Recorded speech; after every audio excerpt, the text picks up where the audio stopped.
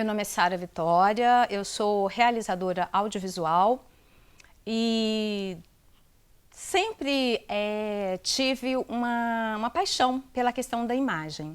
O que eu faço, no caso, são vídeos institucionais, filmes autorais e vários documentários, né? Então, o primeiro filme que eu assisti foi O Vento Levou. Eu era adolescente, foi uma experiência assim muito marcante e esse filme também ficou muito marcante na minha vida. Porque quando eu entrei, no caso foi no Cine Capri, ele era grande o cinema, entendeu? Então, entrar, ver aquela tela, era uma coisa assim que, para mim, trouxe uma emoção muito forte, no sentido do som, da imagem e o tempo que a gente passou, né? O antes de ir ao cinema também, que era a gente se organizar para assistir esse filme. Então foi assim, um momento muito marcante para mim, uma emoção muito forte. Era um ritual, porque primeiro que não era uma coisa que nós fazíamos sempre. Existia o fator da dificuldade, né?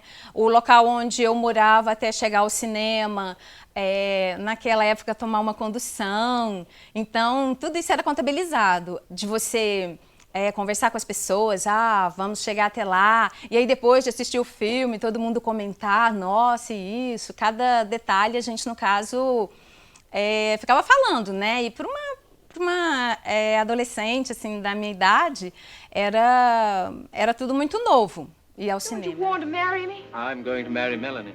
But you can't, not if you care for me. Oh, my dear, why must you make me say things that will hurt you? How can I make you understand? You're so young and unthinking, you don't know what marriage means. I know I love you and I want to be your wife. You don't love Melanie. She's like me, Scarlett. Eu comecei a me encantar com a fotografia. Então, eu cheguei ao filme através da fotografia. E aí, quando eu comecei a ver algumas fotos do National Geographic, aí eu peguei e já me apaixonei pela fotografia. E aí, o cinema, ele veio um pouquinho mais tarde, no caso, a eu querer fazê-lo, né? Que aí foi quando eu entrei na faculdade, porque eu entrei na faculdade, cursei rádio e televisão, por conta da fotografia na época. E aí, quando eu encontrei com o vídeo e vi tudo aquilo que ele era capaz de fazer, aquela imagem, aí foi a partir daí que eu me apaixonei, no caso, pelo cinema, me apaixonei por tudo isso que, no caso, o cinema traz. E aí teve uma experiência muito legal que a gente teve, que eu acho que foi uma coisa um pouco parecida também com o que eu vivenciei. Um dos primeiros filmes que a gente fez para o MST, nós fomos apresentar esse filme, e aí um senhor de 80 anos, ele se levantou e ele falou assim pra gente: eu não sabia que um filme podia fazer tanto, eu não sabia que podia mandar uma mensagem tão forte. E aí eu compartilho com essa ideia desse senhor, que foi justo quando a gente fez esse filme. Então, a minha trajetória, ela vem pelo amor pela fotografia. E aí eu chego até ao cinema. A gente desenvolveu, né, esse projeto e aí a gente voltou até as comunidades, que é uma questão que eu considero também muito importante para quem trabalha com o cinema, é a questão de você dar esse retorno para a comunidade. Então nós voltamos em cada comunidade e a gente foi apresentar o filme pronto. Aí a gente, no caso era VHS, né, que nós trabalhamos, ainda nem tinha o Super V. Na primeira exibição que nós fomos fazer, na primeira cidade, juntou toda a comunidade, né, todo mundo lá sentado para assistir na televisão o filme que nós fizemos. E aí eles assistiram o filme todo e aí a gente percebeu um certo desconforto com as pessoas que estavam assistindo. Aí a gente ficou, o que será, né, que aconteceu? Aí na hora que terminou o filme, a gente foi entender, porque o que eles queriam era verem eles na tela. Então, como a gente havia trabalhado a questão do conteúdo da agricultura alternativa, mostrado, né, vários locais, então aquela comunidade, ela queria se ver, ela queria ter esse, por assim dizer, esse empoderamento de, no caso, estar na TV. Porque se ele estivesse na TV, ele era comparado a todos aqueles outros que estavam na TV também. né? Então, qualquer tipo de programa ou filme, porque estava ali dentro da TV. Então, o que a gente fez? Foi assim, a gente ficou meio constrangido, eu olhei, conversei com a minha colega, falei, o que a gente faz? E eu tinha levado as gravações originais, os DVDs originais, os VHS, né? O VHS original. Aí, nesse momento, eu virei e falei assim, vamos passar o original dessa comunidade aqui para eles se sentirem contemplados. E aí a gente passou o VHS. Aí foi a festa. Aí a gente viu que a comunidade virou outra, a gente viu que eles se sentiram, assim, empoderados, que eles se sentiram com tudo aquilo que havia sido o esforço deles, né? Porque eles queriam se ver. E aí eles sorriam, cada um cutucava o outro. Aí foi um momento, assim, de super festa na hora que aconteceu isso. E aí, a partir desse momento, que a gente era estudante ainda, a gente viu o cuidado que você tem que ter com a comunidade, o cuidado que você tem que ter quando você faz um produto audiovisual, sabe? Eu considero, pelo menos nas comunidades que eu passo, eu volto dando retorno. Geralmente, se eu não posso ir pessoalmente, eu mando um DVD, eu mando ou as fotos, porque tem até uma expressão que às vezes eu utilizo quando eu converso com alguns amigos, que é o seguinte... que eu vejo que algumas pessoas, elas são tipo meio que ladrões de imagens. Elas chegam lá, entrevistam, gravam a comunidade e a comunidade não recebe esse retorno. A comunidade não se vê, a comunidade tipo não tem nada de retorno para essa comunidade. Então, geralmente eu tenho esse cuidado, porque eu também passei por uma situação um pouco parecida, que foi justo quando eu fui gravar com uma comunidade, eles chegaram e falaram assim, tá, você vai gravar com a gente. Quem veio anterior a você, gravou, nunca deu retorno. A gente nunca viu nada. Você vai fazer igual? Eu falei, não vou fazer igual, eu vou dar o retorno. Aí, naquele momento, eu percebi a importância que é você dar esse retorno para a comunidade. E eu sempre trato, a maioria dos locais onde eu vou, eu realmente trato com muito respeito e dou esse retorno para a comunidade. Eu acho interessante esse alcance que você vai até a pessoa, porque você recebe o feedback ali na hora. Porque quando a pessoa escreve lá, curti, que lindo, uau, né? Você não tem exatamente o que significou aquilo para a pessoa. E quando você vai até a comunidade, aí sim, você tem esse relacionamento. E eu, particularmente, eu prezo muito por esse relacionamento. Então, todos os trabalhos que eu já fiz, como isso aconteceu comigo no início, né, quando eu estava formando, então, geralmente, eu dou esse retorno para a comunidade. Na minha experiência, esse é o sentido que eu vejo do cinema. Na minha vida. Nesse sentido de ser uma ferramenta e ser uma forma de transformação social. Através, no caso desses trabalhos que a gente faz, as pessoas elas podem utilizar, no caso, esse material audiovisual, primeiro, no caso, como um documento, se for no caso de uma comunidade, porque aí ele sai de um patamar de contar uma história, ele já se transforma num documento. A partir do momento em que você trabalhou com cuidado, você checou todos os dados e você fez aquele filme, ele já se transforma num documento. E é um documento tipo por uma vida inteira, que várias gerações vão poder, no caso, consultar. E eu acho isso muito interessante. Para mim, é isso que faz sentido no que eu faço, sabe? Das pessoas poderem usar.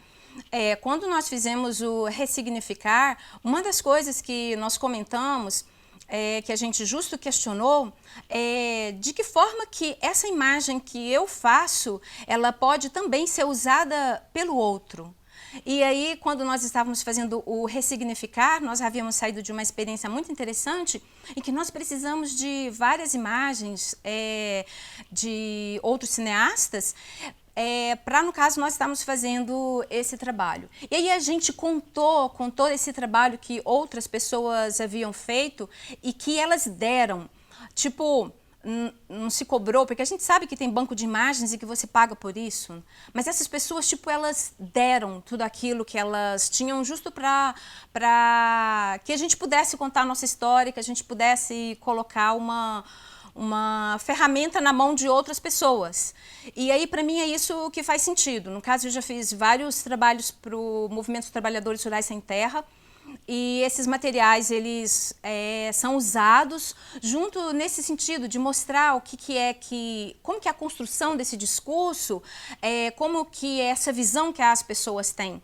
Porque eu acho que a gente tem por assim dizer, uma responsabilidade muito grande. Eu vejo a mim com uma responsabilidade muito grande. Eu trabalho muito com movimentos populares, movimentos sociais, e eu vejo que a imagem que muitas pessoas colocam, elas não colocam, muitas vezes, imagem de empoderamento. Se hoje a gente pensar, quando eu falo MST, qual a imagem, uma foto que vem na tua cabeça? Qual que é essa foto? É uma foto com as pessoas com foice? O que é? Ou é, de repente, um projeto de assentamento, um PA, em que as pessoas estão produzindo muita coisa, que aquela pessoa está feliz? Qual que é essa imagem que as pessoas passam dos movimentos, dos movimentos sociais, que elas passam na questão dos direitos humanos? Quais que são essas imagens? E aí a gente vê várias pessoas trabalhando justo no sentido de tentar mudar isso daí. Porque a gente vê que muita coisa é massacrante, no sentido de não corresponder àquela imagem que poderia ser dada para, no caso, os movimentos populares. Então, quando os movimentos populares se apoderam de um trabalho, que no caso você fez, e que você fez com muito carinho, com muito respeito sobre todo aquele conteúdo, aí eu acho sensacional, né? Eu acho assim eu acho que aí é que é o verdadeiro like, né? Por assim dizer, que o cineasta pode querer, né? No sentido desse retorno, da sua obra ser usada nesse sentido de uma transformação social. Minha santa padroeira, oi minha santa padroeira, é minha santa padroeira.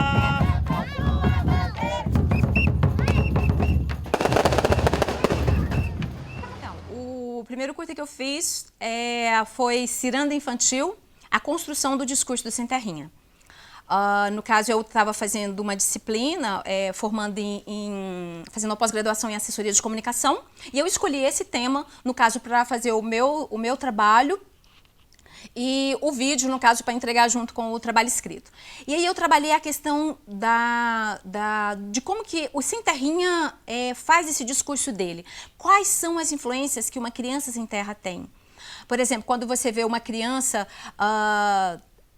que está sempre pensando em Walt Disney, um monte de personagens que realmente são massificados na nossa cabeça, a criança sem terrinha, ela está pensando em outras formas de empoderamento, ela está experimentando uma educação via Paulo Freire, né? Ela está experimentando uma outra realidade. E aí, esse foi o primeiro trabalho que eu fiz. E teve um depoimento de uma criança, quando eu estava fazendo esse trabalho, que assim, me chamou muita atenção. Eu fui entrevistar uma garotinha de 6 anos, e aí no caso eu estava cobrindo, né, a ciranda infantil, que é uma forma que o Movimento dos Trabalhadores Sem Terra tem, enquanto tendo a reunião com os adultos, está acontecendo a ciranda infantil, nesses encontros.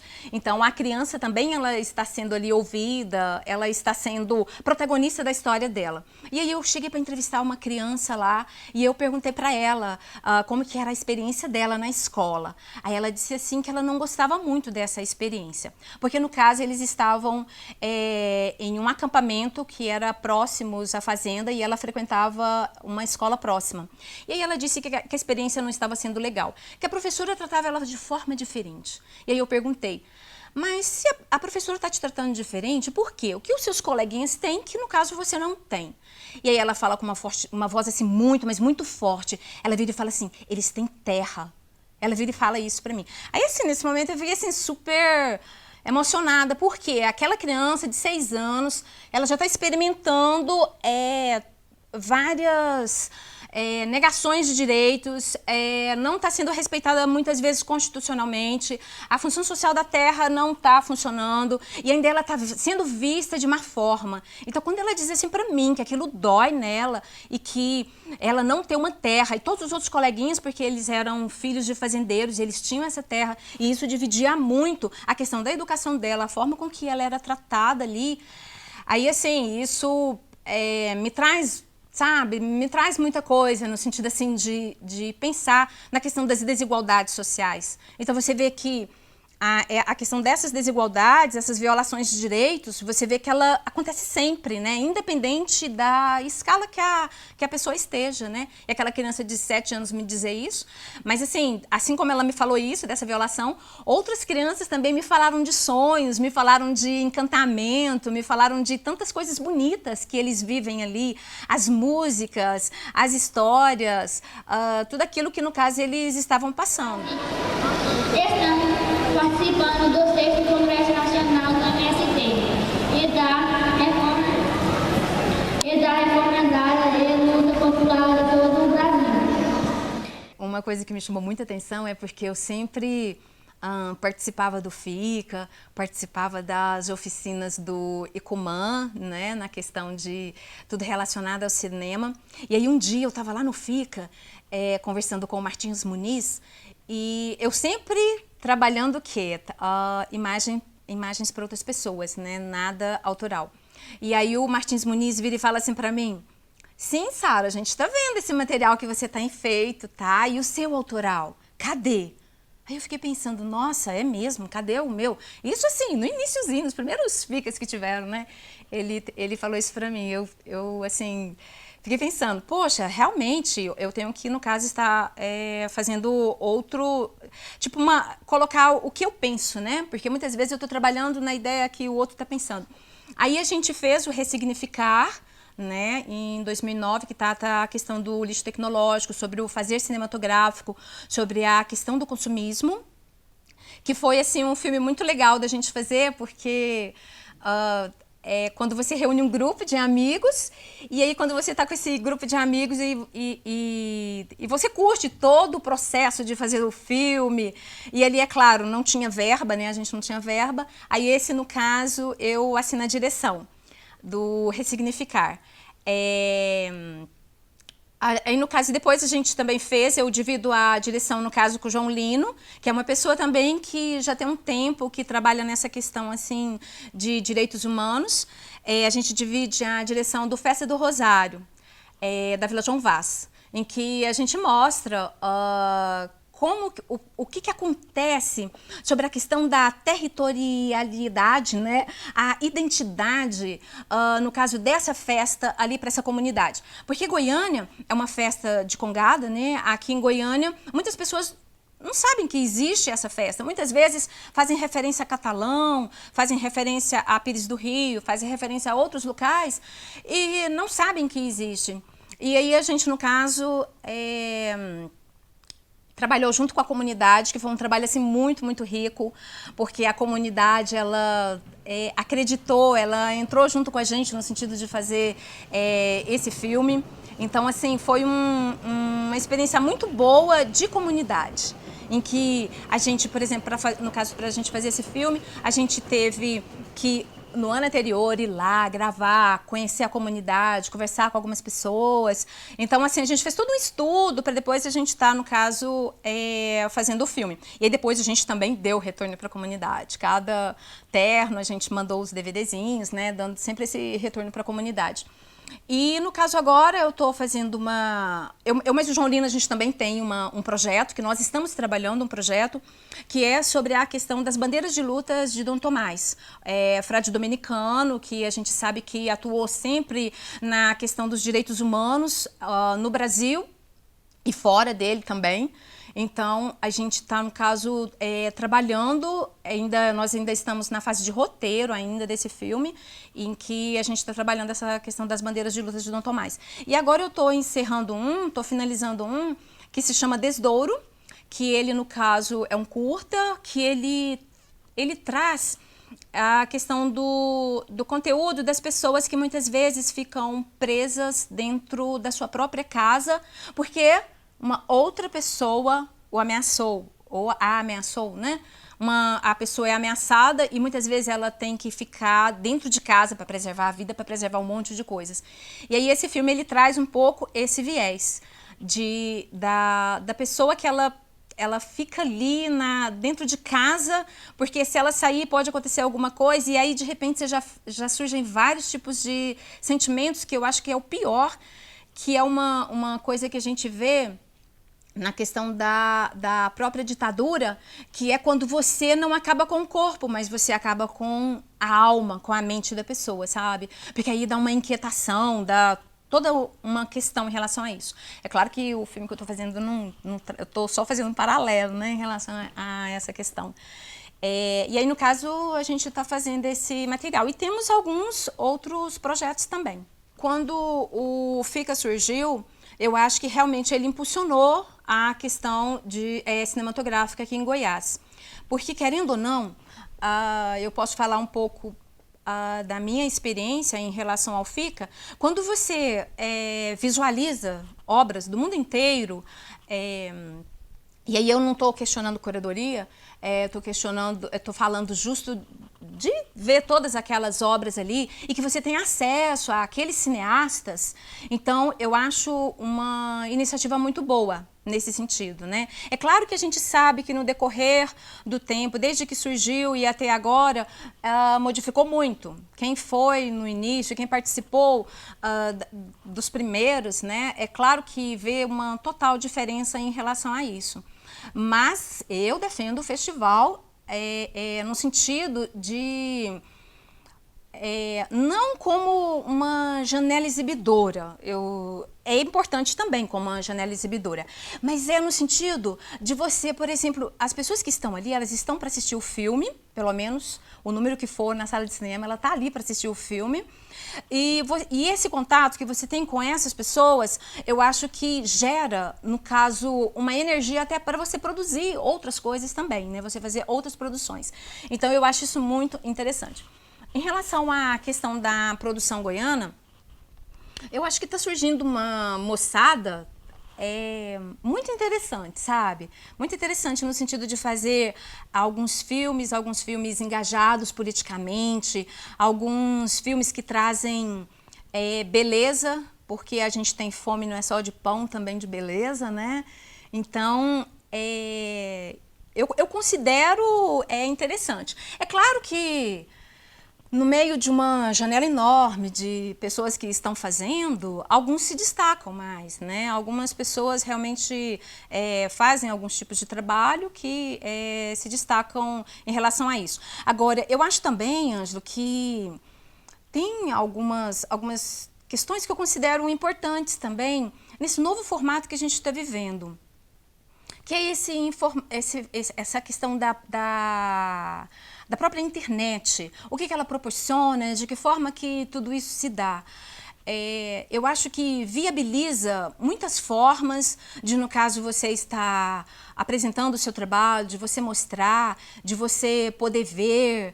E aí muitas pessoas estão na questão da internet, fazendo vários trabalhos que estão podendo mostrar todos esses trabalhos. Porque antes você tinha que esperar, às vezes, se seu filme era aceito ou não, para, no caso, ele ter uma circulação entre os festivais, entre as pessoas. E com o advento da internet, não. Então, assim, eu acho que muita coisa mudou. Vejo a premiação, no caso do Ressignificar, no FICA, como uma validação, né? Uma validação daquilo que, no caso, você está fazendo. É claro que é interessante você ser reconhecido pelo seu trabalho, as pessoas acharem o seu trabalho interessante, elas virem discutir com você. E o que eu vejo de mais interessante, assim, é justo o caminho que o filme percorreu. Porque quando ele ganha um festival, ele tem possibilidade de percorrer, de circular muito mais. E isso eu acho uma coisa assim, bastante interessante. E o Ressignificar, no caso, ele teve isso, né? Para mim, no caso, lá na hora, eu fiquei meio atônita, assim, né? Inclusive teve uma colega, é seu filme que foi premiado, tipo, vai lá, né? Porque na hora eu fiquei, tipo, olhando, assim, né? E não tava acreditando, né? E aí sim, a partir do momento que você vai ali, é toda uma efusão de emoções, emoções muito boas, que é importante a gente experimentar, né? Porque todo mundo ali num breve instante ali, pelo menos tendo o holofote com a sua ideia. A sua ideia está sendo passada para outras pessoas, a sua ideia está sendo vista por outras pessoas, aquilo que você acredita, aquilo que é importante para você, que é caro para você, as outras pessoas estão vendo ali. E aí isso aí para mim é uma coisa importante, uma coisa legal, e mais ainda no sentido do trabalho, do grupo, né? Porque o diretor, ele comanda ali, mas sem o restante da equipe não dá para fazer, né? E aí essas vibrações, a questão de toda a equipe estar junta, como foi desde o início, para fazer o filme, e até no momento em que nós somos premiados, então foi uma coisa assim muito interessante. E aí depois da premiação vieram vários convites para discussão, para debate, para um monte de coisas, que eu acho que esse é o ganho, né? Esse é o ganho que você tem quando o seu filme é premiado. É claro que você pode fazer isso também sem o seu filme ser premiado, né? Você pode participar, mas é como se você tivesse um empurrãozinho ali, né? Como se você tivesse um degrauzinho para chegar até um público que talvez você não chegasse. O que hoje, com a internet, eu acho que mudou um pouquinho também. Eu acho que muitas vezes quando você tem uma ideia, para você operacionalizar, para você transformar essa ideia em um filme, você tem que ter várias coisas. Eu acho que passa pela questão dos recursos, né? Os recursos, eu acho que hoje as leis de incentivo, o número que se tem de investimento na cultura, eu considero não suficiente. Eu considero que não são suficientes. Porque eu acho que talvez as pessoas ainda não despertaram o que a cultura pode fazer no indivíduo, o que a cultura pode fazer na sociedade. E aí quando você investe um dinheiro, no caso em fazer um filme, você está investindo em um monte de outras coisas que vêm depois desse filme, né? Que vem na produção desse filme e também no que vem de tudo depois. No sentido dessa divulgação, no sentido dessa transformação que pode vir do indivíduo depois. Então, eu acho que esses investimentos, às vezes, eles não são suficientes. E aí você vê vários grupos que estavam, desenvolvendo os filmes. Não saiu isso, não saiu aquilo. Coisas que já estavam aprovadas, dinheiro que já deveriam estar na mão, por assim dizer, né? Do cineasta, da pessoa que está fazendo, e de repente nada disso se concretiza. Eu acho que é porque as pessoas não têm essa dimensão, né? E eu acho também por essa questão de administrativamente talvez não ser tão importante cumprir com tudo, não sei. Para mim, eu vejo a questão dos recursos muito, muito ruim. Porque quando você vai... tem várias pessoas que fazem filmes, pega uma câmera e vai e faz, né? O filme, não, sem sem você receber por aquilo. Mas eu pergunto para você, uma pessoa que, tá se esforçando para fazer aquilo, e aí você chega para ela, suponhamos eu, Sara, vou fazer chego para qualquer parceiro, né? Eu viro e falo assim, dá para você fazer de graça, você ficar à sua disposição, o seu equipamento, uma semana de graça para mim? Não funciona, né? Isso não tem cabimento a gente querer alguma coisa nesse sentido. É claro que eu acredito muito no trabalho colaborativo. E eu mesmo faço várias iniciativas colaborativas. E eu acho que tem um valor. Mas eu acho também que tem que ter esse contraponto, no sentido dessa responsabilidade, sabe? Essa responsabilidade de você investir, de você entender que a educação é importante, que a cultura é importante, que tem um monte de coisas que são importantes e que não estão recebendo a devida atenção por isso. Uma pessoa que, assim... eu gosto muito do trabalho do Belém, não sei se é por conta da proximidade também, né, o Lorival Belém. Eu gosto muito do fazer cinematográfico, porque eu vejo muito, não é só quando você pega um filme pronto, que você está com esse filme ali. Eu vejo também a forma com que você faz tudo isso, o que você realiza depois com tudo isso que você tem. E eu gosto muito da forma com que ele faz, porque, por exemplo, ele pega os DVDs, faz um monte de cópias de DVD e ele distribui para as comunidades, ele discute com as comunidades, ele onde ele vai, ele leva o trabalho, leva tudo aquilo. Então eu vejo muito a questão desse fazer cinematográfico. E aí eu admiro algumas pessoas que são justo nessa linha, né? Que tem esse despreendimento em relação a fazer. O Silvio Tendler também eu gosto muito, sabe? Do jeito... Porque se a gente prestar atenção, ele também tem uma pegada um pouco desse jeito, na medida que ele, tipo, deixa o filme lá na internet para as pessoas assistirem, sabe? Não tem aquele preciosismo, é meu, né? Não tem essa questão assim, o que eu fiz, eu acho que é basicamente isso. As pessoas que eu admiro, é mais ou menos assim, eu fiz esse material e é para vocês. Isso é o que eu mais admiro, o que realmente faz eu acreditar que dá para fazer várias coisas, que você pode fazer várias coisas, né? Você pode investir na imagem, no cinema, nessa transformação social, vindo com essa ferramenta maravilhosa que é o cinema. E eu vejo o cinema justo dessa forma. Eu vejo que ele é encantamento, ele é alumbramento, mas ele também pode ser uma coisa assim que pode ser o feio, pode ser o belo, pode ser... Resumindo, ele somos nós, né? Eu acho que cinema para mim é a gente. É o sentimento que eu tenho, é o sentimento que cada um tem, os valores que eu trago, o local como territorialidade, né? Onde eu resido, onde eu passo.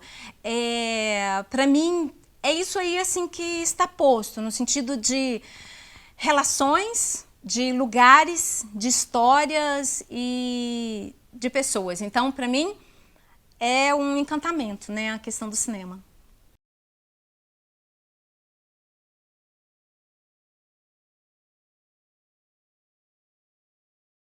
A bomba relógio, ela está armada. A nossa sociedade, a nossa cultura, ela é movida pelo novo, pelo inédito, né? Você vai detonar com o mundo, né? Você vai consumir tudo e não vai criar nada. Como a gente pode retratar, ressignificar, né?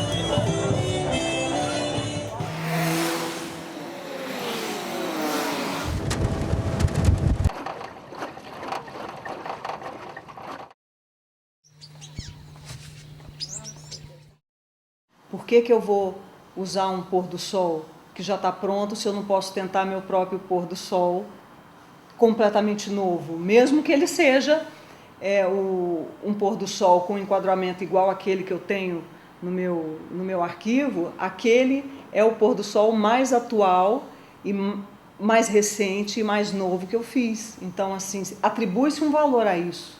A nossa sociedade, a nossa cultura, ela é movida pelo novo, pelo inédito, né? Todos nós do Cine Clube Antônio das Mortes temos a mesma percepção de que a gente não pode ficar preso a essa do ineditismo, a essa ideia de produzir sempre algo que tenha uma correspondência jornalística. Na realidade, eu faço documentários, né, procurando, no contato com o real, encontrar aqueles momentos mais fecundos, aqueles momentos mais ricos. E, uma vez encontrado, eu não posso me deixar aprisionar por uma ideia que é muito forte na mídia, né, que é essa eu fiz isso para você agora, nesse momento, fiz isso para esse festival, eu fiz isso para mostrar que é o meu último trabalho, produzido nesse mês e tal. Ineditismo hoje, no planeta Terra, onde tudo se filma aldeia global, né, Big Brother, né, tá todo mundo sabendo o que acontece com todo mundo. Ineditismo hoje, eu acho que está mais para o olhar da pessoa, né, ao ver determinada coisa, um olhar diferente, né, vindo das culturas que essa pessoa carrega e tudo, né, e montar alguma coisa diferente do que a própria imagem em si. E as imagens, elas podem ser trabalhadas de várias, infinitas maneiras, uma mesma imagem. Hoje, com a tecnologia, você pode trabalhar a imagem talvez assim, em 1 milhão de maneiras diferentes e você duvido que vai perceber o original. Então, o que é inédito? O olhar talvez seja mais importante, o olhar inédito, do que a imagem inédita, o resultado ali inédito.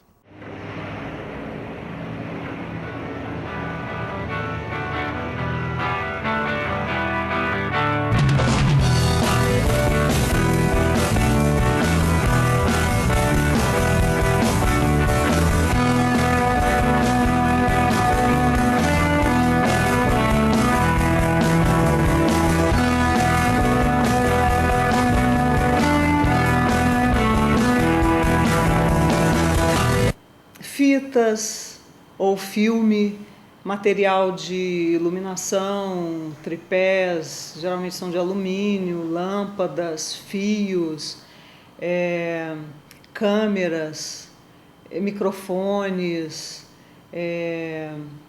alimentação, né? Comida, combustível. As produções, na verdade, elas têm assim demandas específicas e os materiais assim são os mais variados e o tempo de utilização e depois o tempo de decomposição, por exemplo, de cada material é diferente, né? E assim nunca ninguém pensa em nada disso quando está iniciando uma produção, né?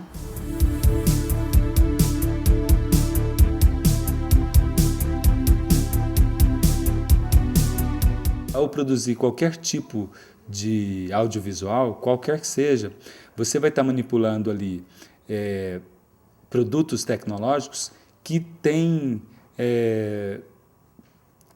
no processo de fabricação deles, gera lixo altamente tóxico, que é o caso do mercúrio, no processo de fabricação de telas de LCD.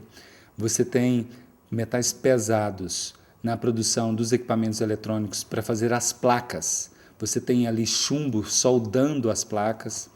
Você tem coisas ali que, ao serem descartadas na natureza, levariam muito tempo para serem absorvidos, né, ou consumidos, ou completamente destruídos na natureza. Então, na verdade, o processo é muito sujo, né, inclusive. Esse material utilizado para qualquer que seja, para o processo de audiovisual, envolve muita tecnologia e principalmente muita eletrônica embarcada. E eletrônica, aí vai chumbo, berílio, mercúrio, óxido de chumbo e um monte de outros metais pesados.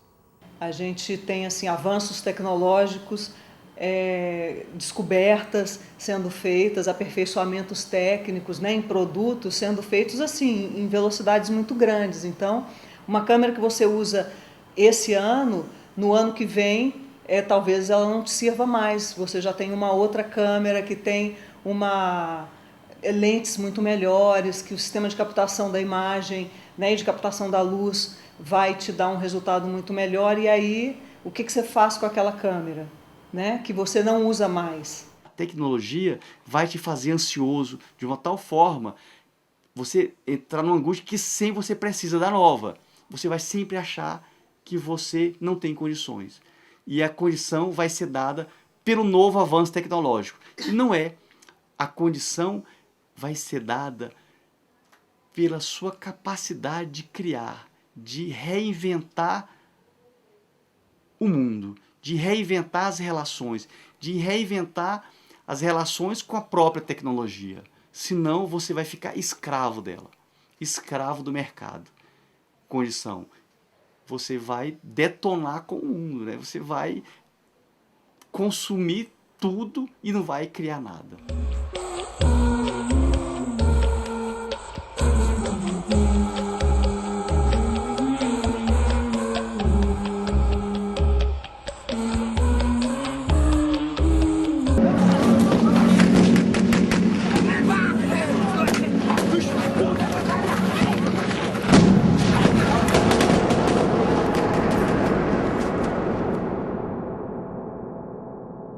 Arquivo sempre sugere que aquela coisa guardada, mofando, né? Então, na vanguarda, por exemplo, os autores usam o material de arquivo como matéria-prima para quase uma alquimia de intervenção, né?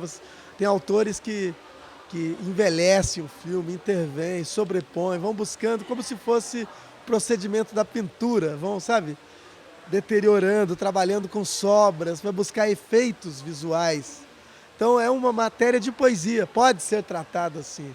No caso do documentário mais jornalístico, né, tem uma função mais ilustrativa. No caso do documentário de criação, pode ser um elemento perturbador para trazer um determinado contraponto, né, sinalizar alguma coisa. Então tem autores que não filmam, eles só trabalham a partir de imagens já existentes, que são investigadores que vão pesquisar nos arquivos e constroem filmes, leituras, e procuram ressignificar esses materiais produzidos e tentar utilizá-los como fonte de inspiração para novas leituras. Cinema e discurso, alguém pode captar milhões de imagens e fazer um trabalho bom, e você pegar aquelas mesmas imagens e fazer um trabalho genial. Então, você pega, por exemplo, um filme do Godard como Histoire du Cinéma, Histórias do Cinema. É um filme de algumas horas, onde ele dá conta de todo um momento da humanidade, que é o século XX, com 1000 questões filosóficas, estéticas, e dá conta da exuberância do cinema para falar disso, com a imagem dos filmes. Filmes dele, mas e filmes que foram produzidos ao longo das décadas do século passado. Olha, sem dúvida, quando você usa imagens de arquivo, sejam elas muito antigas, históricas, ou quando você usa, ou quando você reaproveita cenas já filmadas numa nova produção, num documentário talvez, é claro que isso reduz o impacto ambiental, reduz custos, mas isso nunca é feito para isso. No caso do Rapsódia, a gente estava interessado em criar um novo sentido para as cenas da cobertura jornalística que eram utilizadas de forma tradicional pela mídia e com um certo sentido, um sentido muito determinado em relação ao movimento social. Então a gente queria usar as mesmas cenas para produzir um novo sentido, né? Então esse que foi o foco da produção, né? E assim, não foi os outros benefícios. Os outros benefícios eles foram indiretos, ou seja, diminuição de custos, diminuição do impacto ambiental. Mas assim, a reutilização de cenas, ela vai depender sempre assim do interesse do diretor, né? Daquilo que ele quer falar. A reação, de uma forma geral, é ruim, né? Porque a maior parte das pessoas tem a impressão de que já viram aquele trabalho. Quer dizer, a pessoa deixou de se preocupar com a riqueza que pode ter o significado novo daquelas cenas, naquela nova forma, né? Naquele novo projeto. E ela se prende a um dado só, né? Isso aqui já foi mostrado antes ou não? Isso aqui é inédito ou não? E passa a valorar todo o trabalho em função disso.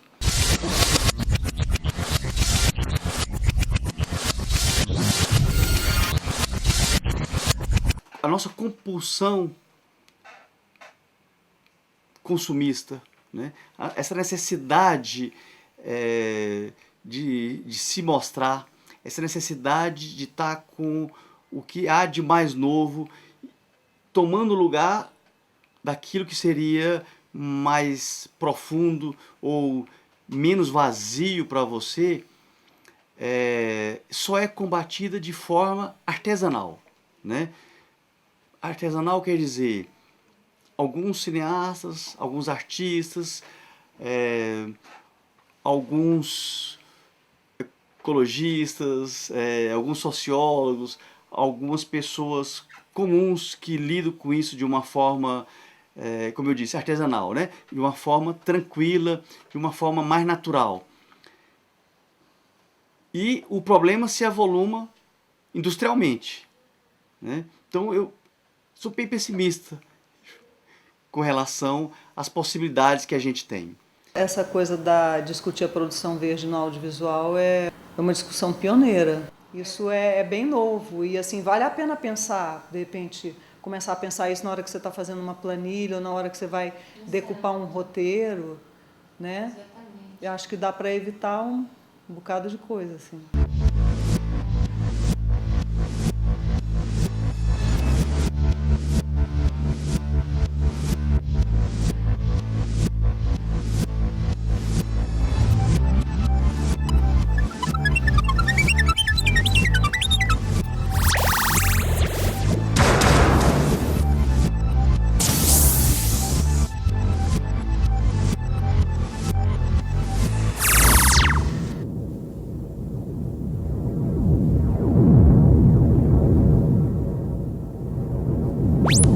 O lixo tecnológico, ele representa como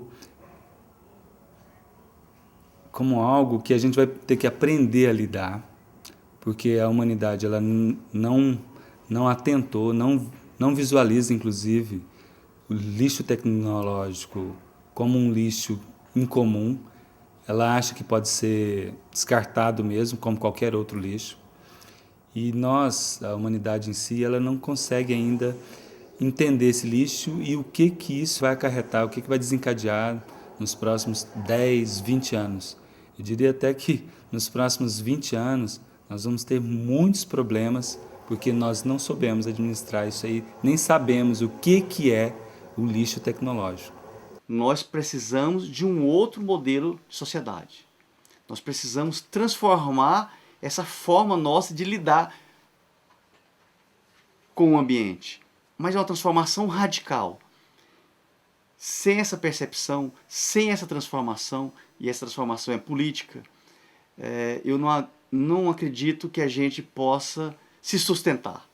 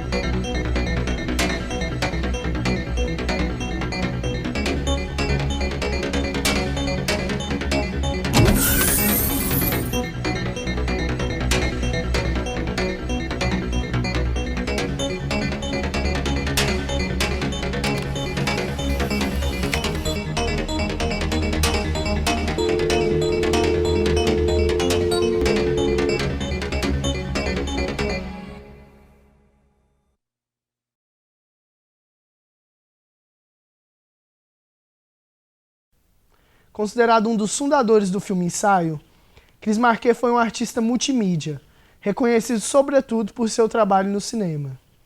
O filme Ensaio consiste numa obra semelhante ao texto ensaístico, sem o desenvolvimento de uma ideia linear, mas uma montagem de ideias, em narração e imagem, que formam uma provocação ou um raciocínio, mas nunca uma ideia fechada em si.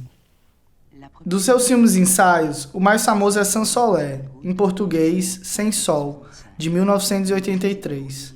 Montado a partir de imagens de arquivo e cenas filmadas pelo próprio diretor, é acompanhado por uma narração que complexifica as imagens, tensionando-as e adicionando camadas de significado. Para pensar a política brasileira atual, talvez o filme mais pertinente do cineasta seja O Fundo do Ar é Vermelho, de 1977, um documentário dividido em duas partes que conta, basicamente, a trajetória do socialismo no século XX. Entretanto, seu filme mais conhecido é O Lindo La Jetée, de 1962, uma ficção científica distópica e alegórica sobre os horrores da guerra. O filme é todo composto por fotografias fixas e uma narração ficcional conferindo o lirismo à obra. Curiosamente, o filme inspirou o longa 12 Macacos, de Terry Gilliam.